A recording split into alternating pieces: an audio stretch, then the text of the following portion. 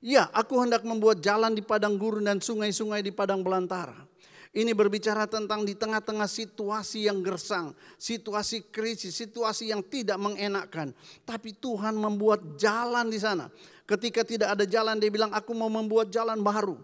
Ketika dunia akan memasuki satu keadaan yang gersang penuh dengan krisis, Tuhan bilang aku akan membuat sungai-sungai di padang belantara. Semua itu untuk siapa? Bukan untuk semua orang. Tapi untuk setiap orang yang sudah dimeteraikan dengan Roh Kudus. Salam sahabat Bethlehem, saya Marlin Hutajulu. Tuhan membuatmu selalu berhasil. Selamat datang di channel Bethlehem Tabga yang hebat ini. Terima kasih kita ketemu lagi. Dan terima kasih bagi saudara-saudara yang telah mensubscribe channel ini. Tuhan membuatmu berhasil. Bagi yang belum, relakan hatimu mengklik subscribe, lonceng, like, dan komen. Mari kita bangun channel ini untuk kemuliaan Tuhan. Sekali lagi saya ucapkan terima kasih. Selamat menikmati. Salam Bethlehem. Shalom jemaat dikasihi oleh Tuhan. Haleluya. Luar biasa. Amin. Haleluya. Tiba saatnya kembali kita bersatu hati, kita berkumpul, kita mau bersekutu, memuji, memuliakan nama Tuhan. Mari kita bersatu di dalam doa. Terima kasih Bapa yang baik. Terima kasih Allah Roh Kudus. Kami mengucap syukur Tuhan buat kebaikan-Mu di sepanjang hari ini Tuhan. Semua karena kebaikan Tuhan kami boleh ada di tempat ini saat ini Tuhan. Bapa yang baik, ini kami anak-anak-Mu Tuhan.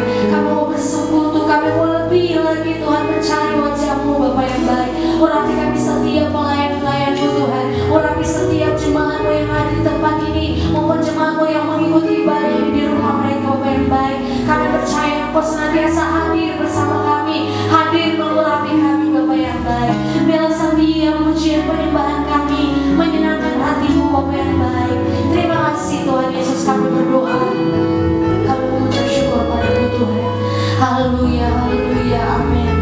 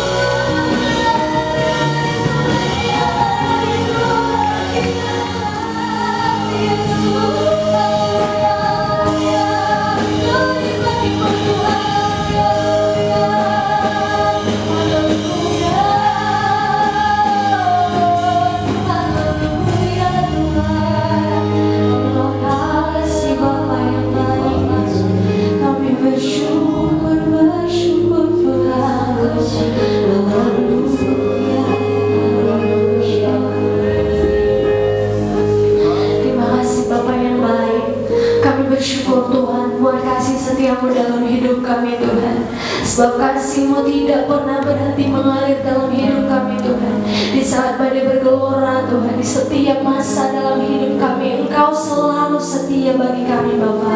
Oleh sebab itu Tuhan, ajar kami senantiasa untuk terus semakin mengasihi Tuhan, semakin mencintai Tuhan dalam hidup kami. Biar hidup kami Tuhan penuh dengan pujian syukur bagi-Mu Bapa yang baik. Bapa, sebentar kami akan mulai ibadah kami Tuhan. Kami serahkan sepanjang ibadah ini ke dalam tangan-Mu Tuhan. Segala kuasa-kuasa yang tidak berasal dari Tuhan, kuasa-kuasa kegelapan Tuhan, pikiran-pikiran maya, kami usir, kami patahkan di dalam nama Yesus. Dalam nama Yesus kami percaya kuasa Roh Allah hadir di tempat ini Tuhan. Tidak ada satupun yang terlewat dengan kuasa Roh Kudus-Mu Tuhan. Kami percaya ada kuasa, ada pemulihan, ada kesembuhan, ada mujizat terjadi di tengah-tengah ibadah kami Tuhan. Di dalam nama Tuhan Yesus Kristus kami bersatu hati, kami berdoa. Di dalam nama Tuhan Yesus Kristus kami berdoa, kami mengucap syukur. Haleluya, amin. Puji Tuhan, haleluya. Ada sukacita, amin. Haleluya, kita mau memuji Tuhan, kita mau tinggikan nama Tuhan. Haleluya. Gerakkanlah kekuatan-Mu ya Allah. Haleluya. Mari bertepuk tangan bagi Tuhan.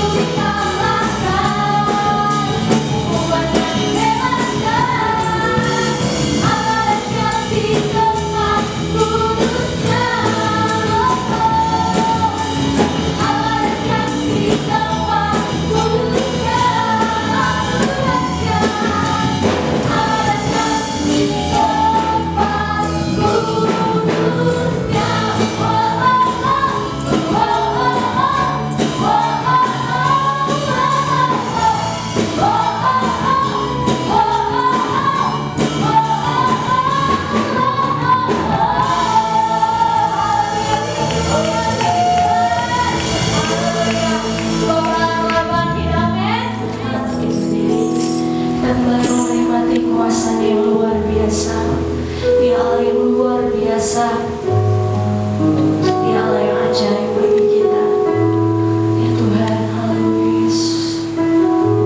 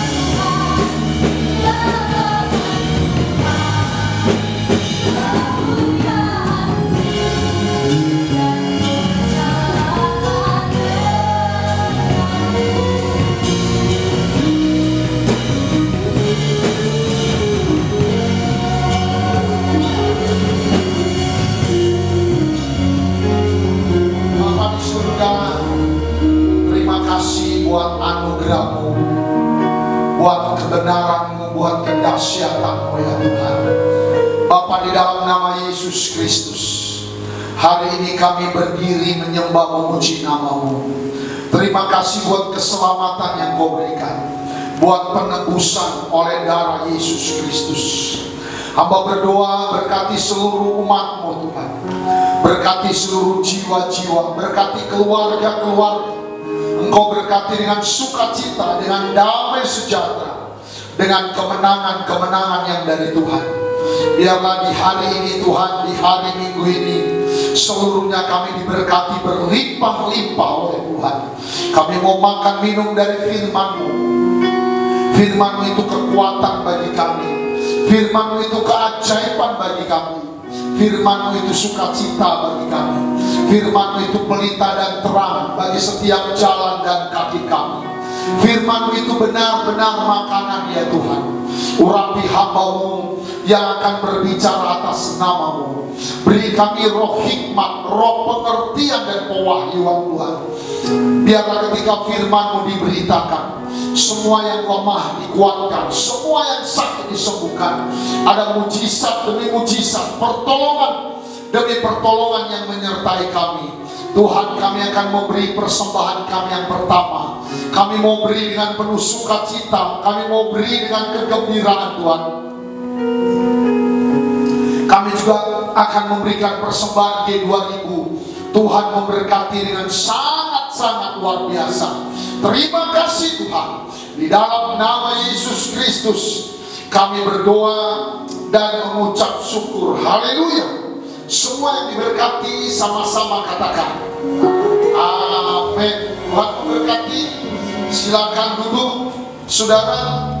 Hari ini kita akan diberkati dengan firman Tuhan yang disampaikan oleh karyawan kita, Bapak Pendeta Hani Andres. Sebelum kita mendengarkan firman Tuhan, kita akan memberikan persembahan kita yang pertama. Mari kita siapkan persembahan kita dengan baik. Tuhan pasti memberkati dengan luar biasa. Angkat persembahan kita ucapkan dengan iman. Deklarasi persembahan kita. 2, ya. Oleh darah Yesus aku telah ditebus dari maut kepada hidup. Hidupku dan hartaku bukan milikku lagi, tetapi milik penebusku. Hari ini aku akan memuliakan Tuhan dengan hartaku yang terbaik. Dan aku percaya sesuai firman-Nya.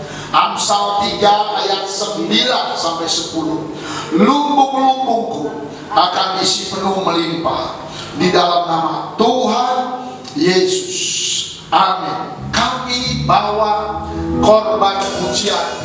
Dengan pujian ini, mari kita berpersembahan.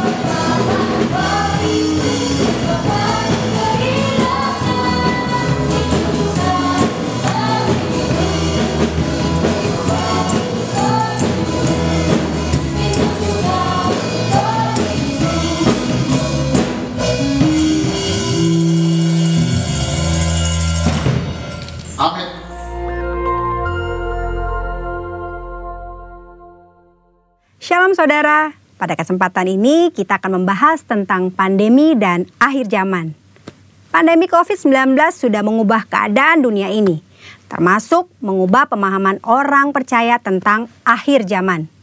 Banyak orang Kristen yang merasa kondisi yang sedang dialami ini seperti sedang menggenapi yang tertulis dalam Alkitab, terutama ayat-ayat yang berkaitan dengan akhir zaman. Hal ini diperkuat dengan beredarnya berita-berita spekulatif dan teori-teori konspirasi yang mengatakan bahwa pandemi ini adalah rekayasa sekelompok orang tertentu untuk tujuan jahat. Ada yang mengatakan virus corona sengaja dibuat agar semua orang menerima vaksin yang di dalamnya terdapat chip dan nantinya digunakan untuk memantau semua manusia. Hal ini kemudian dikaitkan dengan tanda antikristus 666. Jangan cepat percaya kabar-kabar yang kebenarannya belum dapat dipastikan, apalagi ikut menyebarkannya. Kitab Amsal menulis bahwa orang yang menyembur-nyemburkan kebohongan akan binasa. Saudara jangan terjebak dengan eskatologi surat kabar, yaitu mencocok-cocokkan antara berita yang ada di surat kabar dengan nubuatan tentang akhir zaman. Insan Pentakosta harusnya mengarahkan pandangan kepada pengangkatan, bukan kepada penganiayaan. Insan Pentakosta harusnya semakin giat mencari wajah Kristus dan bukan kepo mencari identitas antikristus. Karena kita sangat percaya Tuhan Yesus akan datang kembali dengan segera. Jika kita lihat urutan peristiwa akhir zaman sesuai yang tertulis dalam Alkitab, ada dua hal yang perlu kita perhatikan. Yang pertama adalah pengangkatan dan yang kedua tatah pengadilan Kristus. Sedangkan peristiwa yang lainnya akan terjadi tanpa ada andil dari kita.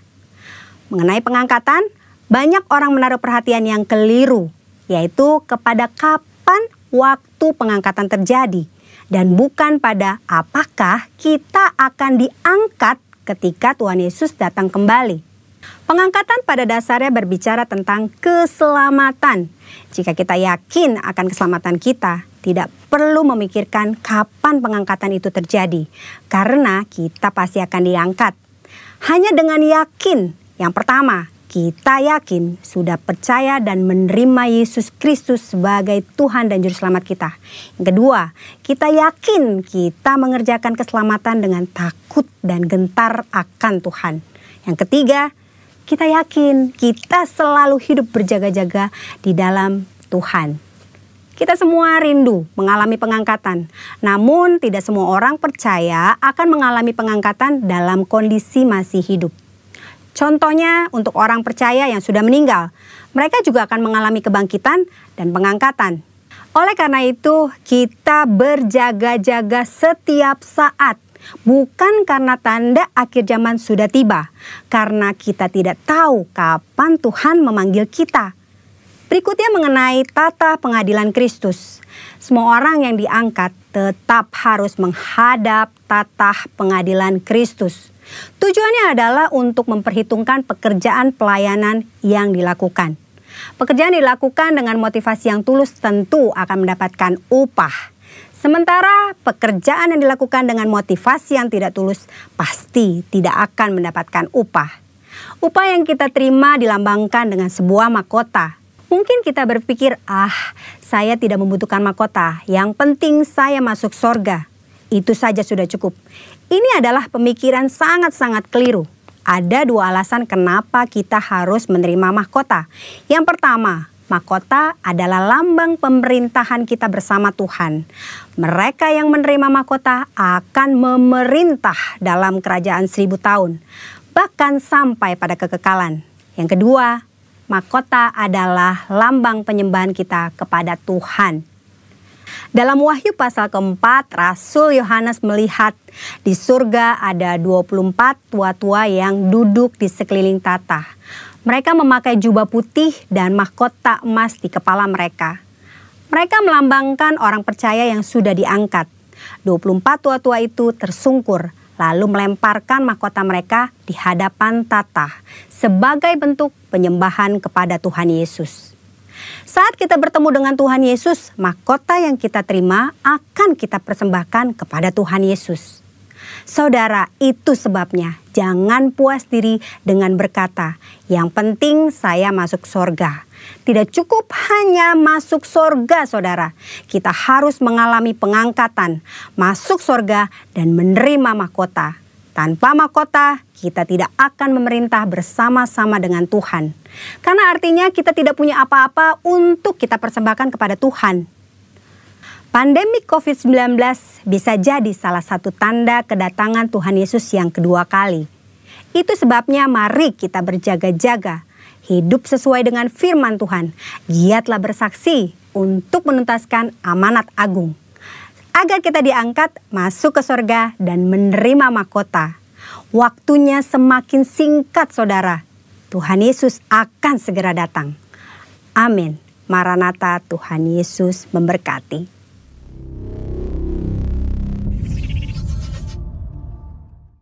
Haleluya, puji Tuhan. Mari kita berdoa. Tuhan Yesus, kami bersyukur Engkau sudah menuntun kami setengah tahun sudah berlalu. Sekarang kami ada masuk dalam minggu pertama bulan Juni. Semua itu oleh karena kasih karunia, kami hidup oleh karena kasih karunia.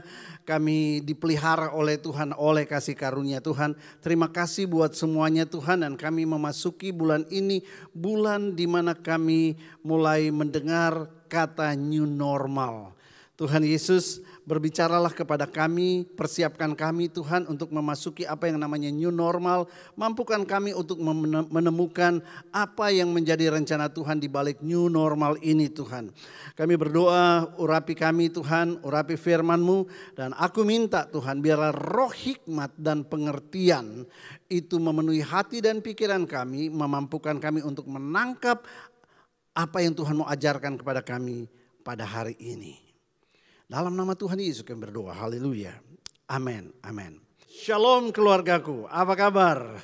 Saya percaya semua dalam keadaan sehat dan baik, puji nama Tuhan. Saudara, yang jelas sekarang ini kita sedang memasuki sesuatu yang kita sudah dengar, yang disebut orang sebagai normal baru atau new normal. Banyak mungkin orang yang bertanya-tanya, kok new normal? Kita taunya new dimension, di mana hubungannya? Nah saudara, itu sebabnya saya mau berbicara satu topik tentang bersiap untuk new normal. Saya berharap supaya melalui khotbah hari ini kita betul-betul dipersiapkan secara mental, kemudian kita dipersiapkan secara rohani yang paling utama. Nah saudara, karena new normal ini kita nggak bisa tolak. Kita sudah ada di dalamnya dan kita sekarang ini mau tidak mau harus melakukan new normal. Nah itu sebabnya kita perlu siap. Dan saudara, di dalam menghadapi ini Alkitab mengingatkan kita karena new normal ini lahir di akhir zaman, maka kitab Wahyu berkata yang penting di sini ialah hikmat. Nah ingat baik-baik, kalau bicara hikmat ada dua, ada hikmat dari atas, ada hikmat dari bumi, dari dunia ini. Hikmat dari dunia ini itu kebodohan bagi hikmat Allah.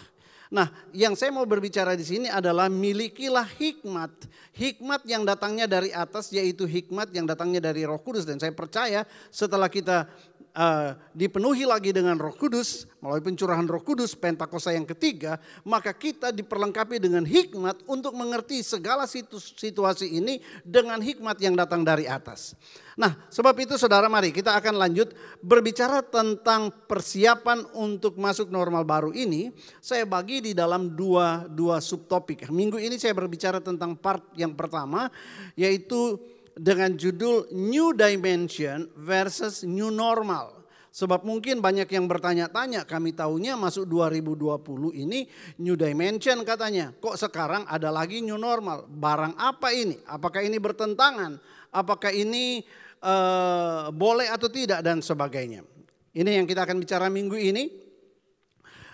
Kemudian minggu depan saya akan bicara masih terkait dengan normal baru ini. Dengan topik konspirasi teori atau teori konspirasi versus eskatologi teori. Dibandingkan dengan eskatologi teori atau teori tentang akhir zaman. Nah, mari saya akan mulai dengan mengajak kita untuk membaca Wahyu 13 ayat 16 sampai 18. Perhatikan ini. Dan ia menyebabkan sehingga kepada semua orang kecil atau besar, kaya atau miskin, merdeka atau hamba, diberi tanda pada tangan kanannya atau pada dahinya, diberi tanda. Nah kalau saudara lihat kecil, besar, kaya, miskin, merdeka atau hamba, bandingkan itu dengan Yoel pasal 2. Di Yoel pasal 2 Tuhan bilang aku akan mencurahkan rohku kepada semua kecil, besar, kaya, miskin, merdeka atau hamba, semua. Lihat objeknya itu sama. Apa yang dimaksudkan di sini kalau kita lihat ayat-ayat ini berbicara tentang tanda. Ayat 17, tidak seorang pun yang dapat membeli atau menjual selain daripada mereka yang memakai tanda itu, yaitu nama binatang itu atau bilangan namanya. Sekarang kita tahu bahwa tanda apa itu? Tanda kepemilikan antikris. Antikris akan meletakkan meterainya kepada generasi, kepada semua orang itu, besar, kecil, kaya, miskin, dan sebagainya. Tanda yang menunjukkan bahwa dia itu adalah pengikut antikris. Nah lihat efeknya di sini dikatakan tidak seorang pun dapat membeli atau menjual selain mereka yang memakai tanda itu. Jadi antikris akan menguasai ekonomi dunia dan yang boleh beraktivitas di sana hanya para pengikutnya. Sekali lagi hanya para pengikutnya yang punya meterai. Nah, bicara tentang Pentakosta yang ketiga, kita dimeteraikan dengan Roh Kudus. Jadi lihat di sini sudah ada 2 kelompok sekarang. Antara kelompok pengikut Kristus dan kelompok pengikut antikris. Oke, saya lanjut. Itu sebabnya supaya tidak bingung ayat 18 mengingatkan kita pentingnya hikmat. Barang siapa yang bijaksana, baiklah ia menghitung bilangan binatang itu karena bilangan itu adalah bilangan seorang manusia dan bilangannya ialah 666. Nah, hikmat ini penting. Kenapa? Anda harus mengerti kalau sudah mulai bicara tentang akhir zaman, bicara tentang antikris, kita masih ingat satu istilah yang namanya one world order. Satu tujuan dari antikris ini untuk menguasai dan memerintah seluruh dunia ini. Nah, New World Order ini diperkenalkan oleh kelompok Illuminati sudah lama, itu udah berapa mungkin ratus tahun yang lalu ketika muncul kelompok Illuminati ini, yaitu yang menggagas mempersiapkan lahirnya antikris. Mereka sudah mencanangkan One World Order, satu pemerintahan dunia. Tetapi kemudian One World Order ini sudah tidak kedengaran lagi, justru yang kedengaran New World Order. Kenapa? Karena begini saudara, One World Order ini menimbulkan kontroversi karena seolah-olah ada satu penguasa yang ingin menguasai semua sehingga tentu orang tidak mau. Nah sehingga pada tahun 91 itu Mikhail Gorbachev, Presiden Rusia dan Presiden Amerika Serikat George Bush, mereka kemudian mencanangkan mengubah, tidak lagi menyebut One World Order tetapi New World Order. New World Order ini diterjemahkan dalam bahasa Indonesia tatanan dunia baru. Hari-hari ini kalau Anda perhatikan di TV ada beberapa kali kita dengar istilah tatanan dunia baru. Ketika Presiden kita berbicara tentang new normal. Nah baik.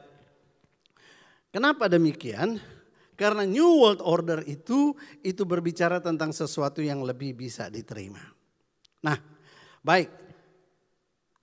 Saya masuk kepada bagian yang pertama sekarang. Bagian yang pertama saya akan berbicara tentang new dimension dibandingkan dengan new normal. Nah saudara, sebelumnya begini saudara. Kalau kita lihat Tuhan itu mewahyukan kepada gembala pembina kita Pak Niko. Kata new ini sudah 3 tahun berturut-turut. Kalau saudara ingat tahun 2018 Tuhan bilang begini, tahun 2018 adalah the year of new beginning, ya, tahun kelahiran yang baru. Dan saudara, di tahun new beginning ini Tuhan kasih ayatnya Yesaya 43 ayat 18-19. Ya, dikatakan firman-Nya janganlah ingat-ingat hal yang dahulu dan janganlah perhatikan hal-hal dari zaman purbakala. Lihat aku hendak membuat sesuatu yang baru. Aku hendak, artinya belum terjadi. Aku hendak. Yang sekarang sudah tumbuh. 2018 Tuhan sudah mulai tumbuhkan itu di hati hamba-hamba Tuhan. Belumkah kamu mengetahuinya? Ya, aku hendak membuat jalan di padang gurun dan sungai-sungai di padang belantara. Ini berbicara tentang di tengah-tengah situasi yang gersang, situasi krisis, situasi yang tidak mengenakkan. Tapi Tuhan membuat jalan di sana. Ketika tidak ada jalan, dia bilang, aku mau membuat jalan baru. Ketika dunia akan memasuki satu keadaan yang gersang penuh dengan krisis, Tuhan bilang, aku akan membuat sungai-sungai di padang belantara. Semua itu untuk siapa? Bukan untuk semua orang. Tapi untuk setiap orang yang sudah dimeteraikan dengan Roh Kudus. Ya. Nah, itu sudah kemudian saudara masuk tahun 2019 Tuhan ngomong begini, 2019 adalah the year of a new birth, tahun kelahiran yang baru. Kita berpikir apalagi nih tahun kelahiran yang baru. Nah, saudara yang kasih Tuhan, tahun kelahiran yang baru banyak orang masih bingung apa itu tahun kelahiran yang baru. Tapi Tuhan kasih ayatnya Yeskiel 36. Yeskiel 36 ayat 26 dia katakan begini. Kamu akan kuberikan hati yang baru, new heart, roh yang baru di dalam batinmu. Aku akan menjauhkan dari tubuhmu hati yang keras. Akan kuberikan kepadamu hati yang taat. Rohku, bicara lagi tentang rohnya. Akan kuberikan diam di dalam batinmu dan aku akan membuat kamu hidup menurut segala ketetapan-ketetapanku dan tetap berpegang kepada peraturan-peraturanku dan melakukannya. Berpegang kepada peraturan dan melakukannya. Nah saudara, ini adalah inisiatif daripada Tuhan yang Tuhan tawarkan kepada kita. Mau enggak Tuhan itu berikan kita roh yang baru? Ketika Tuhan bicara ini karena Tuhan sudah punya satu rencana yang besar, rencana yang dia sebut di dalam kitab Yesaya tadi, saudara. Tapi dia masih melihat banyak orang masih memiliki roh yang lama dan sebagainya, hati yang keras, hati yang bandel, tidak taat, pemberontak dan sebagainya. Tahun 2019 Tuhan tawarkan lagi, hey come on, aku mau memberikan ini. Nah saudara, kalau kita menerimanya, maka saudara di Yeskiel 36 tadi kalau kita lihat ayat yang 28, Tuhan bilang begini. Maka kamu akan diam di negeri yang telah kuberikan kepadamu. Kamu akan menjadi umatku. Aku akan menjadi Allahmu. Aku akan melepaskan kamu dari segala dosa kenajisanmu, pengampunan dosa. Aku akan menumbuhkan gandum, aku akan memperbanyak gandum, berkat-berkatmu secara ekonomi aku akan lipat gandakan. Aku tidak lagi akan mendatangkan kelaparan atasmu. Saudara, semua itu Tuhan katakan kalau kamu mau menerima hati yang baru. Jadi ketika Tuhan berbicara tentang a new birth, year of the new birth, dia mau supaya ada sesuatu yang lahir dari kita. Kita ingat Tuhan juga berikan di tahun yang sama 2 Korintus 5 ayat 17. Karena kamu berada dalam Kristus, maka kamu adalah ciptaan yang baru. Yang lama tuh berlalu. Yang lama harus kita tinggalkan. Yang baru datang. Tapi saudara yang kasih Tuhan, banyak orang Kristen menangkap itu dan mereka mungkin berpikir begini. Oh tahun kelahiran yang baru, maka aku yang belum punya anak, aku akan dapat anak. Ada yang berkata, waduh berarti aku akan buka perusahaan yang baru. New birth. Nah saudara, semua itu tidak salah. Tapi Tuhan berbicara pada sesuatu yang jauh lebih besar. Nah saudara, lihat di sini dia mulai berbicara roh. Nanti saudara akan lihat kaitannya. Kenapa? Karena roh ini ternyata di tahun 2020 ini menjadi sesuatu yang sangat penting. Karena roh itu yang akan memberikan kita hikmat untuk memahami apa yang sesungguhnya terjadi. Nah saudara, setelah itu masuk tahun 2020. Tuhan bilang, tahun 2020 adalah tahun dimensi yang baru. Wah kita masih bingung, apa ini dimensi yang baru? New beginning aja belum kejadian, new birth belum, sekarang new dimension. Saudara, itu tidak terputus satu dengan yang lain. Itu adalah satu paket, satu perjalanan 3 tahun. Nah saudara, mari, saudara lihat Habakuk pasal 2 ayat 3. Dikatakan sebab penglihatan itu masih menanti saatnya. Ketika Pak Niko mendapatkan penglihatan itu, belum terjadi pada waktu itu. Nabi-nabi mendapatkan penglihatan pewahyuan, belum terjadi waktu itu. Tetapi bukan berarti tidak akan terjadi. Tapi ada waktunya. Ayat ini berkata, masih menanti saatnya. Tapi akan segera menuju kepada kesudahannya. Apabila itu belum terjadi, maka nantikanlah itu. Sebab itu sungguh-sungguh akan terjadi. Dan new itu sudah 3 tahun.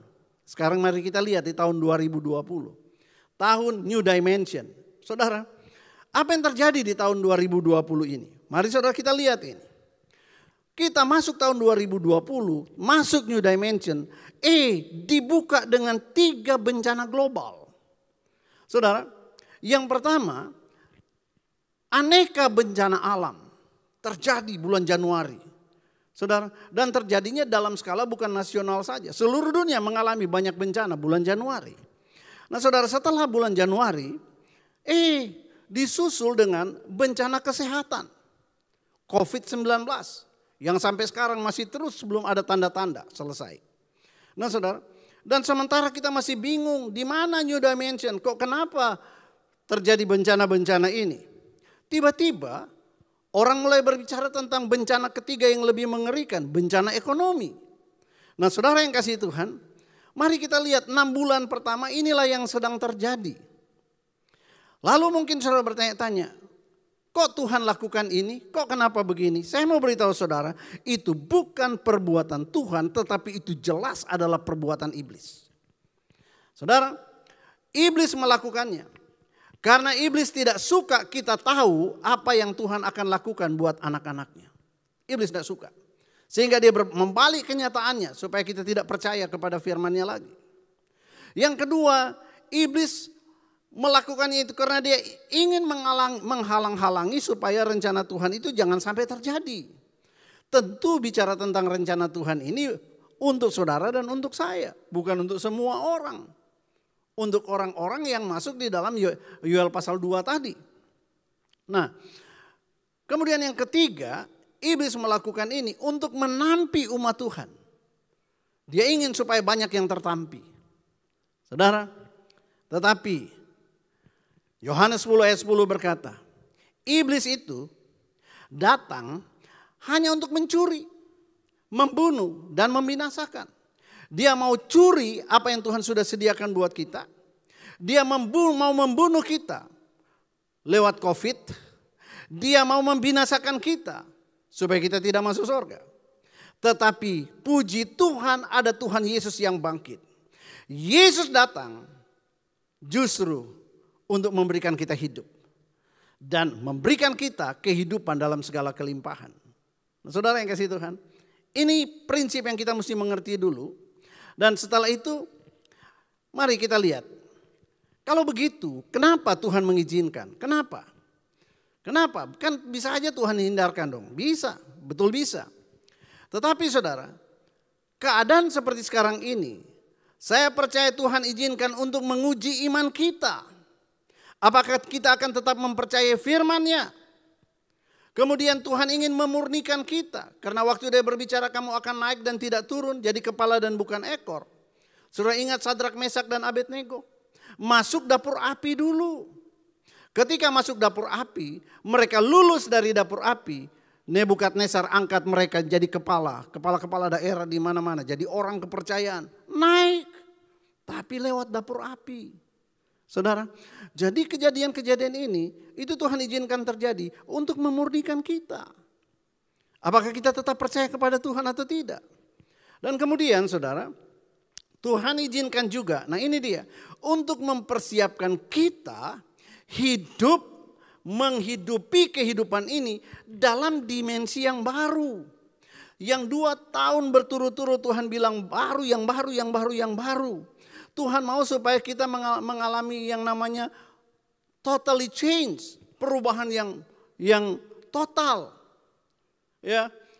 Yang lama sudah harus berlalu, yang baru harus sudah datang. Tetapi setelah 3 tahun masih banyak orang yang tidak, walaupun dengar firman Tuhan tapi tidak mau percaya sungguh-sungguh, masih bermain-main dengan dosa dan lain sebagainya. Dan Tuhan izinkan semuanya ini terjadi. Tujuannya baik, supaya Anda tidak hidup di masa lalu, tapi engkau hidup di masa yang akan datang. Nah saudara, oke? Ini tentang new dimension. Dan saudara, kemudian mari kita lihat memasuki bulan Mei dan Juni. Di tengah-tengah pandemi COVID-19 ini yang masih terus meningkat di seluruh dunia, tiba-tiba beredar satu istilah, the new normal. Saudara, new normal. Apalagi artinya new normal ini? Disinilah pentingnya hikmat pengetahuan. Tentu saja saya bicara tentang hikmat yang dari atas, bukan hikmat dari dunia. Hikmat dari dunia hanya mengenal apa yang ada di dunia, tapi hikmat dari dunia ini tidak bisa tahu apa yang ada di dalam rencana Tuhan. Nah, mari saudara, Yesaya 5 ayat 13 ini mengingatkan kita. Sebab itu umatku harus pergi ke dalam pembuangan. Kenapa? Sebab mereka tidak mengerti apa-apa. Seringkali kalau kita tutup mata, makanya saya selalu katakan dalam Efesus 5 itu. Perhatikan dengan saksama, jangan cuek, jangan bebal. Ketika kita tidak mengerti sungguh-sungguh apa yang sedang terjadi, saudara, satu saat kita akan ditawan masuk ke dalam pembuangan. Penting, itu pentingnya hikmat. Mintalah roh dari Roh Kudus hikmat, karena dialah roh hikmat. Saudara, di dalam Hosea pasal 6 ayat 6a, dalam versi King James dikatakan begini. My people are destroyed for lack of knowledge. Umatku itu hancur karena kurang pengetahuan. Itu sebabnya hari ini saya mau bekali saudara dengan sedikit pengetahuan. Tetapi pengetahuan yang disoroti dengan hikmat yang dari atas. Bukan hanya pengetahuan hikmat dari dunia ini. Oke? Nah, itu tentang kenapa kita perlu mengerti tentang new normal ini. Nah, Bapak Ibu Saudara sekalian. Slide berikut ini kalau Anda lihat di atas itu ada HTTP dan sebagainya. Ini berbicara tentang referensi dari mana saya ambil tulisan-tulisan ini. Supaya Anda tahu bahwa saya tidak sembarangan mengutip. Bicara tentang new normal. Apa sih tujuannya new normal? Ini apa yang saya tulis di sini, tujuan dalam skala nasional. Ya, dalam skala nasional ini fine, ini bagus luar biasa. Tetapi kalau kita angkat ini secara global, nanti minggu depan Anda akan temukan hubungannya dengan antikris itu tadi. Saya bicara dulu hubungannya secara normal. Nah, apa tujuannya? New normal adalah langkah percepatan penanganan COVID-19 dalam bidang kesehatan, sosial, dan ekonomi. Ya. Presiden Jokowi beberapa kali menerjemahkan normal baru ini sebagai tatanan dunia baru. Saya berapa kali lihat di televisi dia sebut tatanan dunia baru. Oke? Anda kaitkan dengan yang tadi saya katakan. Saudara, kemudian ketua dari tim percepatan penanganan COVID ini dia katakan begini, istilah new normal lebih menitik beratkan perubahan budaya masyarakat. Perubahan budaya, change. Untuk berperilaku hidup sehat sambil tetap menjalankan aktivitas normal. Tetap beraktivitas dengan budaya yang berbeda. Ini kita bicara tentang sosial, antropologi budaya dan sebagainya. Tetapi kalau kita kembali kepada firman Tuhan, bukankah sejak 3 tahun yang lalu Tuhan sudah berbicara berubah. Berubah yang bagaimana? Berubah, engkau harus menjadi seperti Kristus. Berubahlah dalam pembaharuan budimu dan sebagainya. Jauh lebih dalam. Ini hanya bicara tentang aktivitas di luar, tapi Tuhan sudah bicara sama kita, ayo berubah. Nah saudara, mari kita lihat sekarang latar belakang kenapa new normal ini ada. Latar belakangnya, karena COVID-19 dikatakan, ini LBM Eijkman ini dia adalah lembaga biomolekular yang meneliti tentang virus-virus itu dari Indonesia. Dia katakan begini, COVID-19 tidak akan hilang dalam waktu dekat. Tidak akan hilang dalam waktu dekat. Manusia harus berani hidup berdampingan dengannya. Nggak bisa stay at home, nggak bisa hanya sembunyi-sembunyi sampai kapan. Nah saudara, kemudian WHO, World Health Organization yang di bawah PBB, Dia memperingatkan bahwa COVID-19 mungkin tidak akan pernah hilang, sebab itu manusia harus mulai belajar menerima dan menghadapinya. Lockdown dan stay at home mau sampai kapan? Roda ekonomi harus terus bergerak. Makanya kita lihat mau tidak mau sekalipun masih ada pertambahan, pemerintah Indonesia dan bangsa-bangsa yang lain juga mereka akhirnya mulai masuk dalam new normal. Dan saya mau beritahu saudara, konsep new normal itu, konsep lockdown itu, konsep stay at home itu semua berasal dari satu, yaitu WHO. Kalau saudara lihat tentang juga protokol kesehatan, semua itu produk WHO. Semua WHO, semua negara dengar apa kata WHO. Ada apa dengan WHO? Nanti minggu depan kita akan lihat. Nah, new normal. Apa sih new normal itu? Bukankah lebih bahaya kalau seperti begitu? Tapi tidak ada pilihan. Mau sampai kapan? Obat belum ditemukan, vaksin belum ada. Mau terus tinggal di rumah. Mau enggak mau kita harus menghadapinya. Sebab itu sebagai gereja Tuhan perlu saudara untuk saya bekali hari ini supaya kita melihat realitas dan bagaimana kita itu harus menghadapinya tanpa rasa takut dengan iman kepada Tuhan. Hidup mati kita tidak ditentukan oleh virus corona, tetapi oleh Tuhan Yesus. Jangan pernah takut.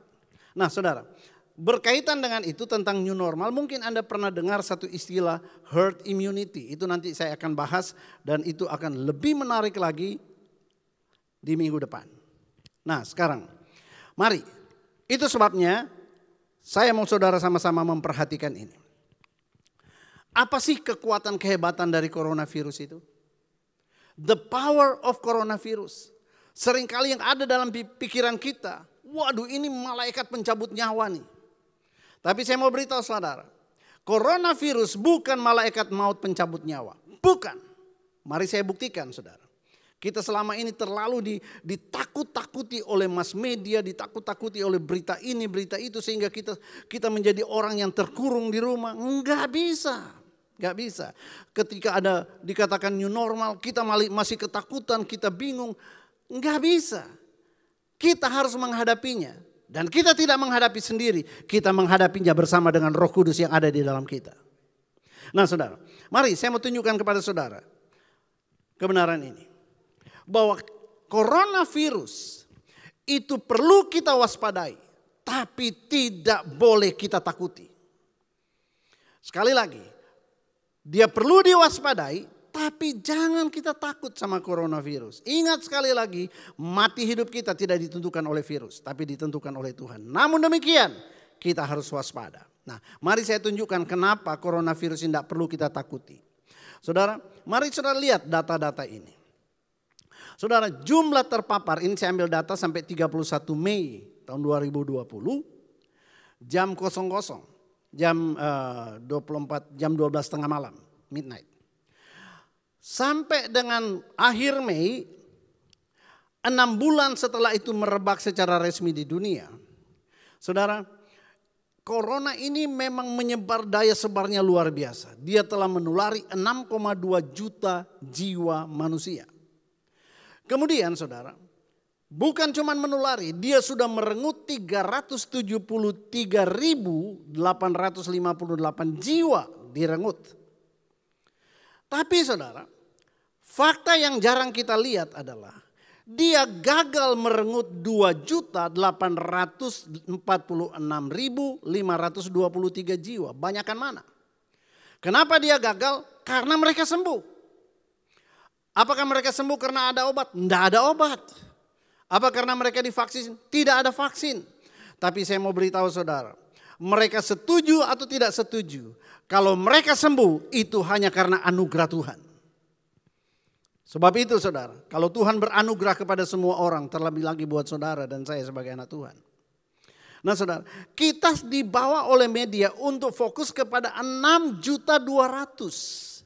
Kita tidak melihat sehingga kita lupa bahwa ada 2.800.000 yang tidak bisa direnggut nyawanya. Nah saudara, kemudian saudara, data berikutnya, kasus yang sudah selesai ada 3.220.000. Kenapa sudah dihapus, di close?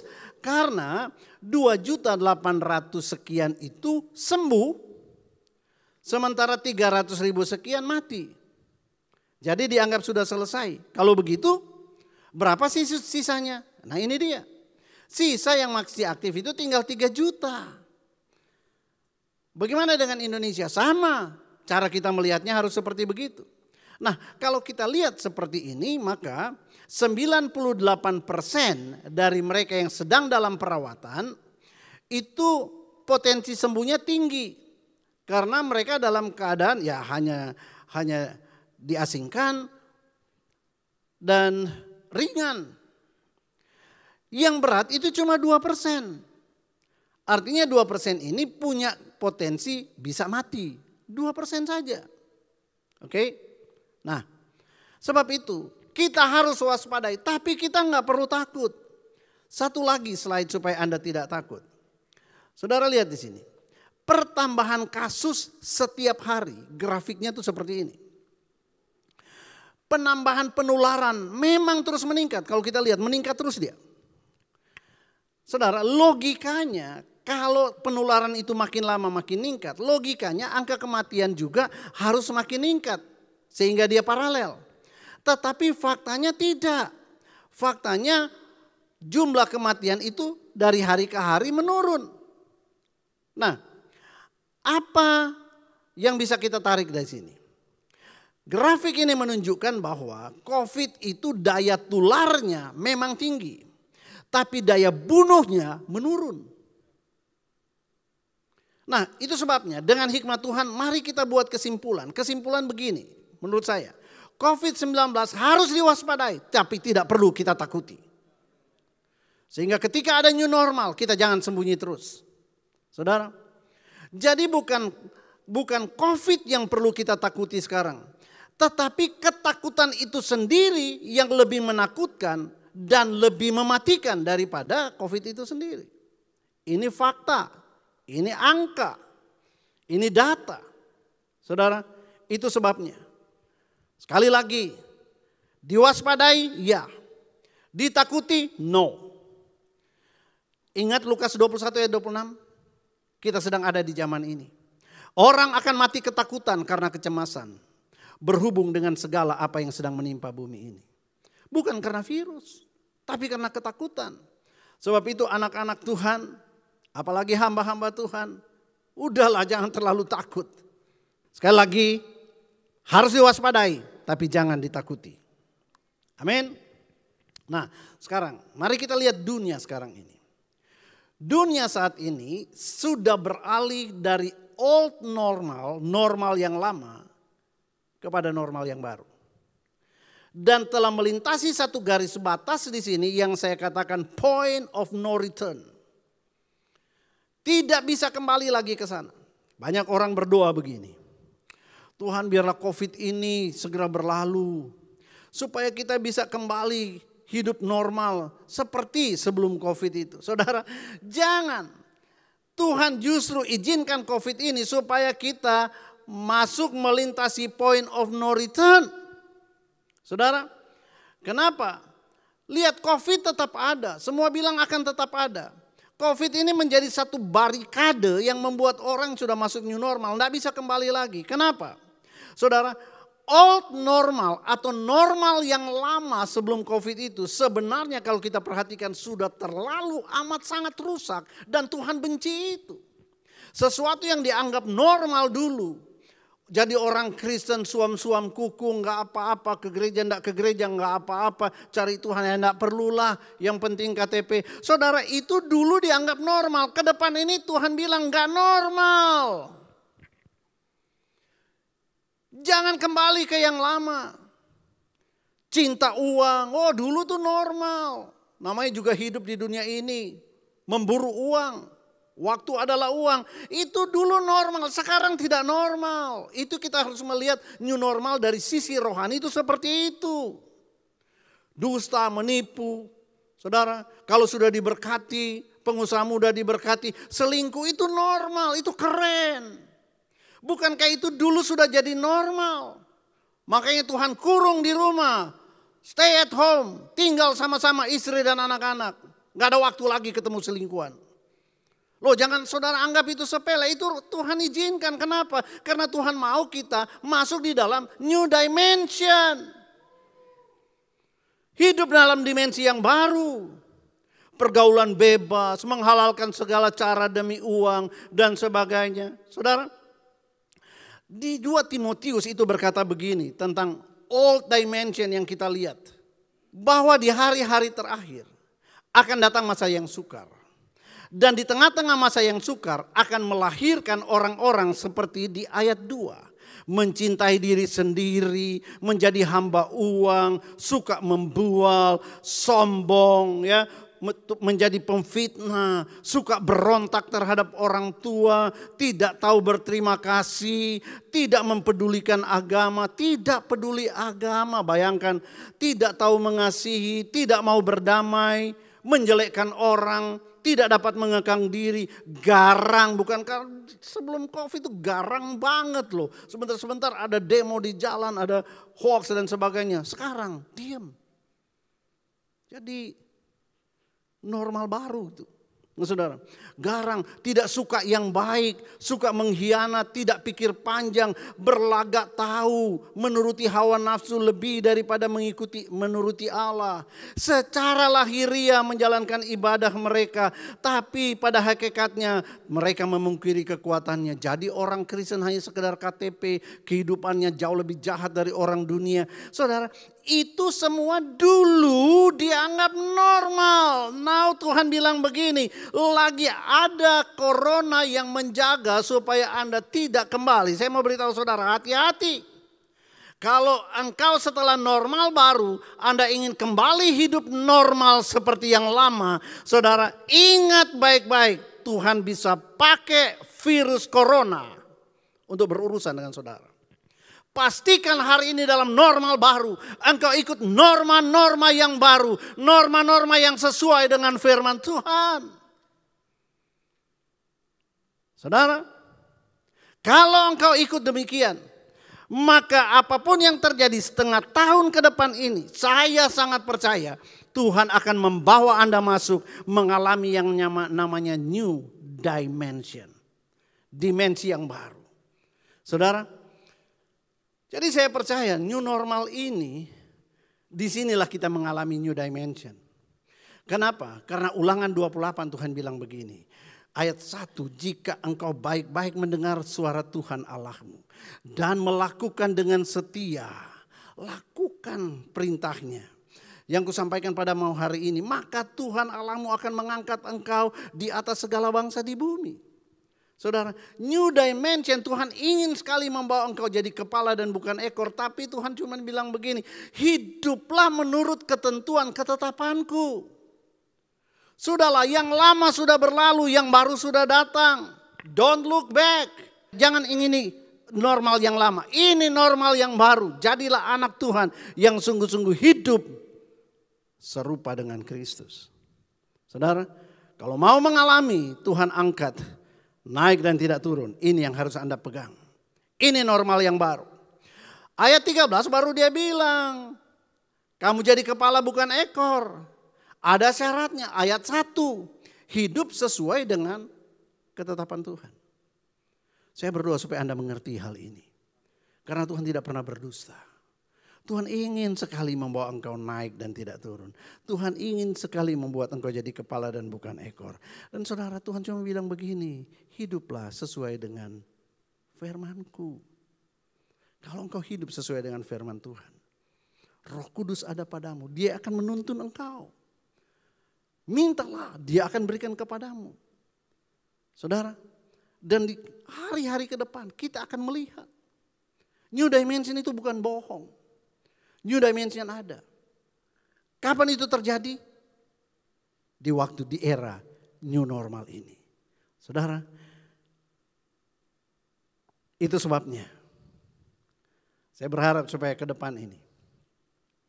Di mana di era new normal ini, ibadah-ibadah mulai dibuka. Tapi kemarin di dalam rapat kami dengan gembala pembina kita lewat Zoom. Saudara, dalam diskusi kami, kemudian akhirnya Gereja Bethel Indonesia di bawah pembinaan beliau, kita diputuskan bahwa gereja FC itu akan mulai beroperasi bulan Juli tahun 2020. Mungkin Anda bertanya, kenapa tidak Juni? Yang lain sudah mulai Juni, ya. Agama-agama yang lain sudah mulai Juni. Saudara, kita ikuti saja. Kita sabar, kita lihat perkembangan. Bukan karena kita takut, tapi begini. Kalaupun kita buka, mungkin jemaat masih takut. Jemaat masih takut. Dan saudara yang kasih Tuhan, supaya ibadah kita itu tidak ibadah dalam keadaan was-was, maka kita akan buka kembali nanti pada bulan Juli. Di samping itu kita akan 1 bulan kita butuhkan untuk persiapan new normal ini. Karena ibadah kita akan berbeda. Ibadah kita juga harus mengikuti protokol kesehatan. Saudara, time-nya, waktunya juga harus mengikuti. Jadi gereja juga sendiri perlu persiapan secara teknis supaya waktu kita buka ibadah semua akan berjalan dengan baik. Tetaplah semangat dan percayalah bahwa Roh Kudus yang ada di dalam kita, Dialah yang akan menyertai kita. Dialah yang akan menggenapi setiap janji Tuhan. Dan Dia akan memampukan kita untuk hidup sepadan dengan apa yang Tuhan mau. Kalau engkau mau membuka hatinya. Saya mau berdoa hari ini sebelum kita masuk dalam perjamuan kudus. Supaya Tuhan memberikan hati yang baru. Hati yang taat. Supaya Tuhan menyingkirkan hati yang keras dari dalam kita. Sehingga dengan demikian kita menjadi manusia baru.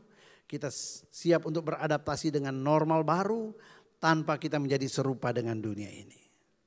Mari kita berdoa. Tuhan Yesus, normal baru sudah datang. Normal lama sudah berlalu. Hari ini kami mengerti Tuhan. Kami tidak bisa menghindar. Kami sudah harus beraktivitas. Tuhan, sekarang kami tahu bahwa virus corona ini tidak tahu kapan akan berakhir. Masih menjadi satu ancaman. Tetapi Tuhan, kami sungguh percaya Engkau akan izinkan ini, selama Engkau izinkan ini terus ada. Supaya kami tidak kepingin untuk kembali ke normal yang lama. Hamba-Mu berdoa Tuhan, biar setiap kami hari ini mengambil satu keputusan. Ya, aku mau hidup sesuai dengan firman Tuhan. Aku mau meninggalkan setiap perbuatan daging saya yang lama. Tuhan, tolong aku. Maka saya berdoa dalam nama Tuhan Yesus. Mari angkat kedua tangan saudara. Roh Kudus sesuai dengan janji-Mu. Memberikan hati yang baru. Membuang hati yang keras dan menggantinya dengan hati yang taat. Tuhan, kami berdoa. Biarlah di era normal baru ini. Mereka yang mengangkat tangan Tuhan. Mereka menerima hati yang baru. Oh, Roh Kudus, berikan hati yang baru. Berikan Tuhan mereka roh yang taat. Roh yang mengasihi Tuhan. Roh yang mengasihi sesama. Roh yang tetap menyala-nyala. Dalam iman dan kasih kepadamu Tuhan Yesus. Terima kasih Bapa. Kami akan masuk dalam perjamuan kudus. Biarlah perjamuan kudus ini memeteraikan kami. Memeteraikan firman-Mu dalam hati kami. Dan juga memeteraikan iman kami kepadamu. Tetap kokoh. Dalam nama Tuhan Yesus. Amin. Puji Tuhan, firman Tuhan sangat memberkati kita. Mari kita berdiri sama-sama. Saya undang pelayan-pelayan perjamuan kudus untuk mengambil tempat. Kita akan pujian ini kepada Tuhan dalam Yesus.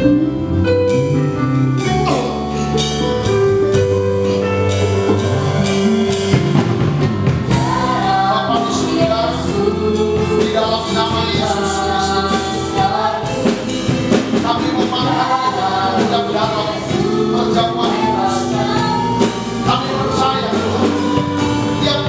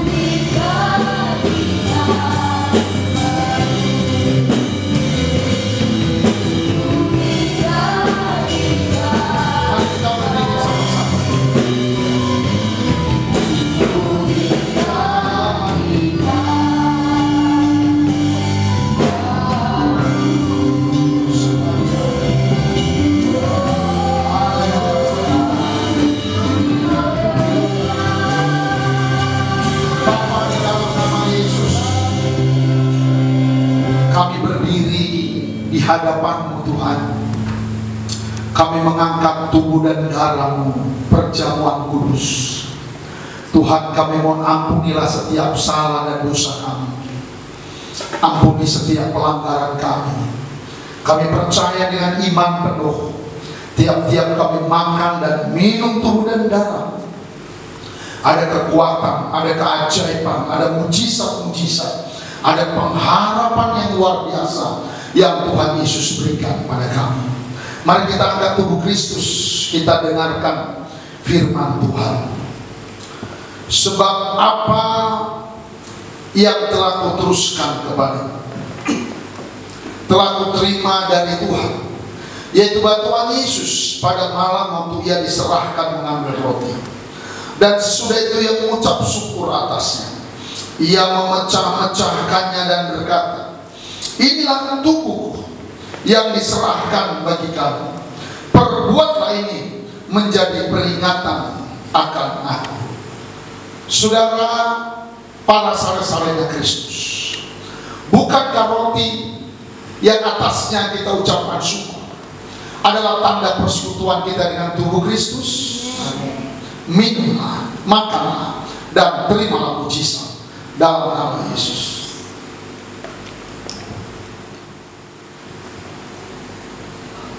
Kita angkat cawan berkat. Demikian juga Tuhan Yesus mengambil cawan sesudah makan lalu berkata, cawan ini adalah perjanjian baru yang dimeteraikan oleh darah. Perbuatlah ini setiap kali kamu meminumnya menjadi peringatan akan aku. Bapak Ibu, saudara-saudara, para saleh-salehnya Kristus, bukankah cawan yang atasnya kita ucapkan syukur adalah tanda persekutuan kita dengan darah Yesus? Minumlah, terimalah mujizat.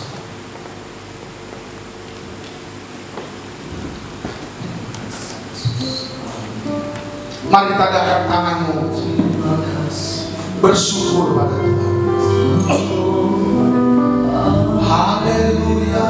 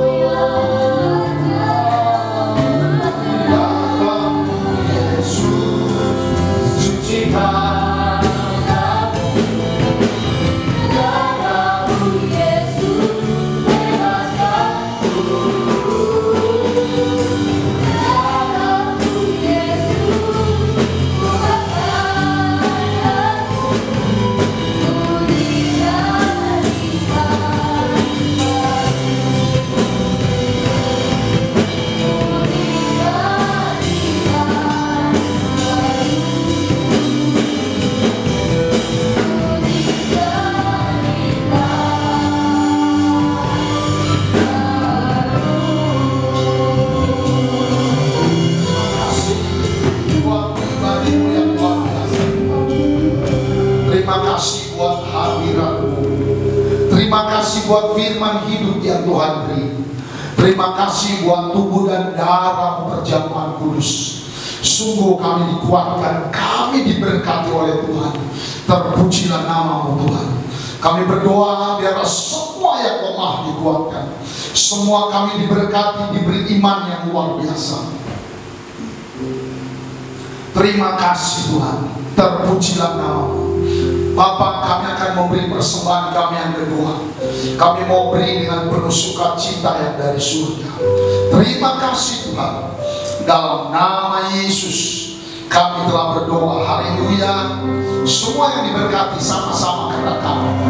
Amin. Kita beri tepuk tangan yang meriah Tuhan. Silakan duduk. Saudara, kita siapkan persembahan kita yang kedua.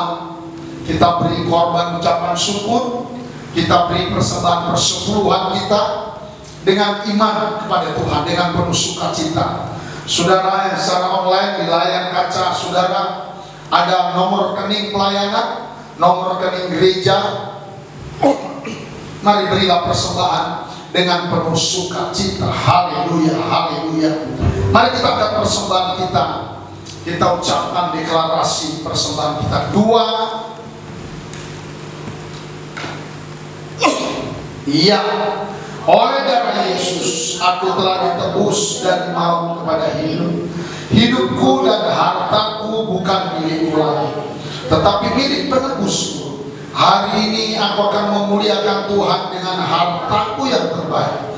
Dan aku percaya sesuai firman Amsal 3 ayat 9-10. Lubung-lubungku akan diisi penuh melimpah di dalam nama Tuhan Yesus Kristus. Segala puji syukur hanya bagi-Mu Tuhan.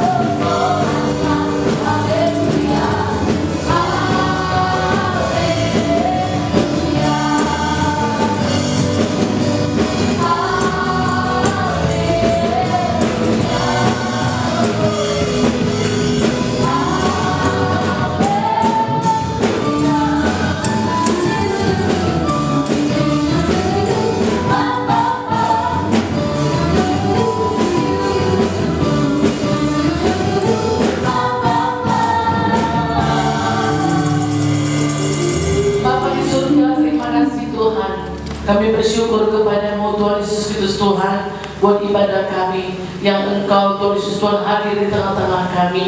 Terima kasih Bapa di surga buat seluruh hamba-hamba-Mu, pelayan-pelayan Bapa di surga yang sudah melayani Tuhan Yesus Kristus Tuhan hari ini. Biar Engkau Bapa di surga yang memberkati, mengurapi Bapa di surga, memberikan kesehatan, memberikan sukacita dan sejahtera yang daripada Tuhan. Mari Kau Bapa di surga berkati juga seluruh jemaat-Mu Tuhan yang sudah ikut Bapa di surga Tuhan beribadah Tuhan Yesus Kristus Tuhan, menerima firman-Mu dan perjamuan kudus Bapa di surga dengan iman. Kami percaya Bapa di surga, oleh bilur-bilur-Mu Bapa yang baik, kami sudah disembuhkan Bapa yang baik, dan segala dosa kami diampuni oleh Tuhan, disucikan, dibersihkan oleh Tuhan, sehingga kami Bapa di surga menjadi ciptaan yang baru Tuhan Yesus Tuhan, untuk Bapa di surga menghadap Engkau di Sion Tuhan. Terima kasih Bapa.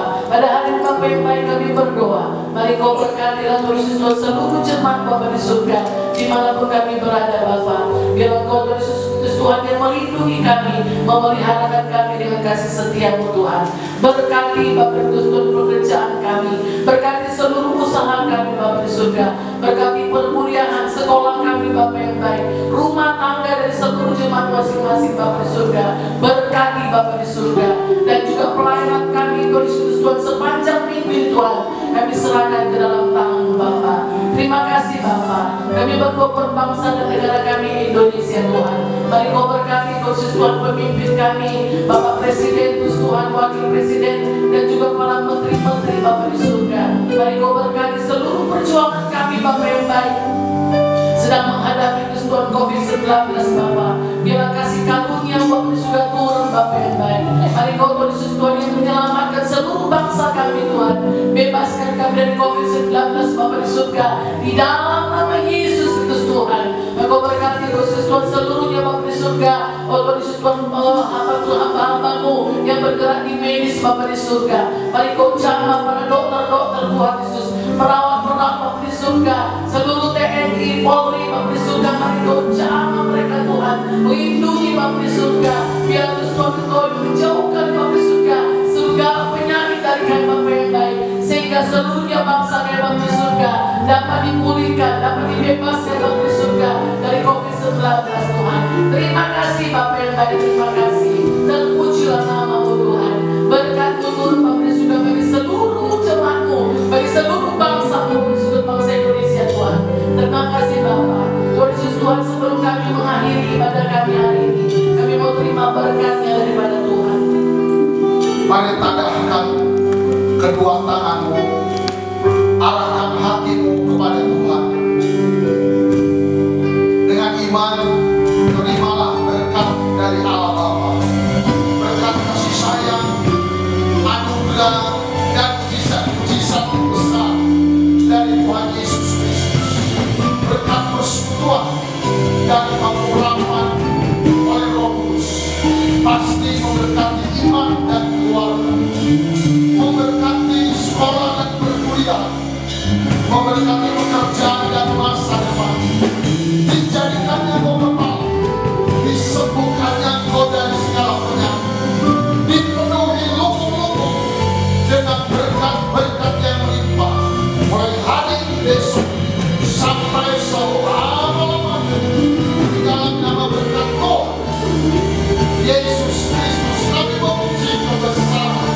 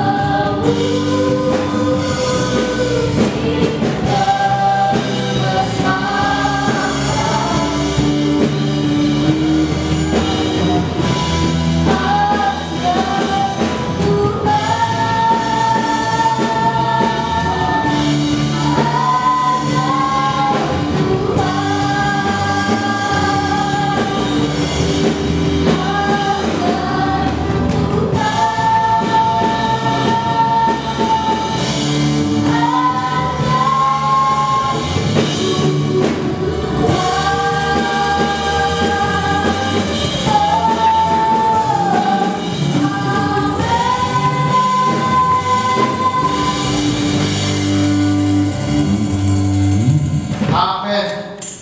Shalom. Tuhan memberkati Bapak Ibu Saudara sekalian. Jangan lupa ikutilah ibadah Minggu gelombang kedua malam nanti. Kemudian ibadah Selasa, ibadah keluarga kita Selasa, dan FC kita hari Kamis. Youth kita hari Sabtu. Tuhan pasti membuatmu berhasil. Salam.